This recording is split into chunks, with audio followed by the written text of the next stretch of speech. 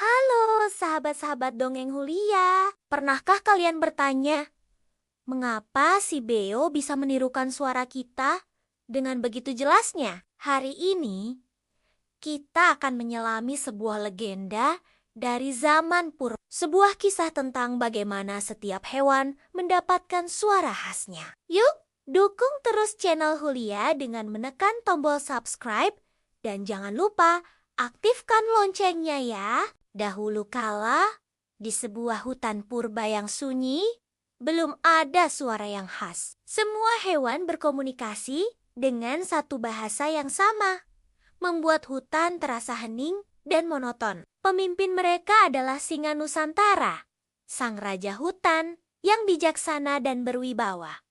Suatu hari, ia mengumpulkan seluruh penghuni hutan. Wahai para penghuni hutan, aku, raja kalian, mengundang kalian semua untuk sebuah sayembara. Aku ingin setiap dari kalian menciptakan suara sendiri, suara yang unik dan mewakili dirimu. Siapa yang paling unik akan kuberi hadiah. Semua hewan pun bersorak gembira. Mereka sangat bersemangat untuk menciptakan identitas baru bagi diri mereka. Ada kambing gunung yang begitu serius. Ia berlatih tanpa henti dengan menggesekkan tanduknya ke bebatuan, mencoba menciptakan suara embek yang khas. Lalu ada sapi perah yang lebih santai. Ia mengambil batu kecil dan menjilatnya terus-menerus hingga terciptalah suaramu. Lih, yang terdengar aneh namun unik. Namun, di tengah kesibukan itu, ada seekor burung beo bernama Beo cerdik yang terlihat sangat malas. Ia hanya duduk santai di dahan pohon, sama sekali tidak berlatih. Ia lebih suka menonton dan mengomentari teman-temannya yang sedang berusaha keras. Hahaha, suaramu kambing, seperti leher terjepit. Lucu sekali, Beo. Jangan menertawakan aku. Aku sudah berlatih dengan sangat serius. Beo cerdik sangat percaya diri. Ia merasa dirinya adalah hewan paling cerdas di hutan. Jadi, ia tidak perlu berlatih. Aku kan genius. Aku tidak perlu latihan. Suara pasti akan keluar dengan sendirinya nanti. Seminggu pun berlalu. Saat hari penilaian tiba, semua hewan berkumpul dengan perasaan gugup dan penuh harap. Singa Nusantara pun memulai acara dengan suara lantangnya. Siapa yang akan maju pertama kali? Dengan percaya diri, kambing gunung maju ke depan. Ia menggesekkan tanduknya dengan gagah dan penuh tenaga. Embek, embek, embek.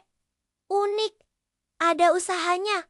Bagus sekali. Lanjutkan. Satu persatu, hewan menunjukkan suara khas mereka yang telah mereka latih dengan susah payah. Hingga akhirnya, tibalah giliran Beo cerdik. Dengan angkuh, ia melompat ke atas panggung.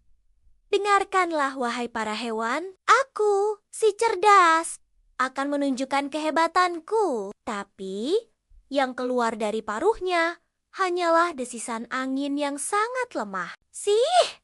Seluruh hutan menjadi hening. Semua hewan terdiam, menatapnya dengan bingung. Beo cerdik mulai panik. Ini suaraku. Hei, hei!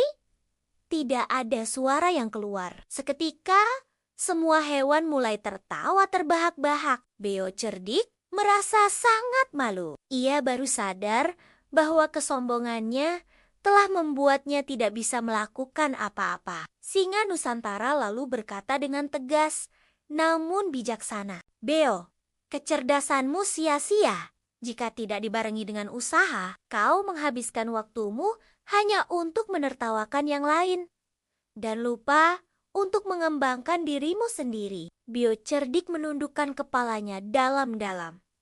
Ia sangat menyesal. Sejak hari itu, ia berubah total.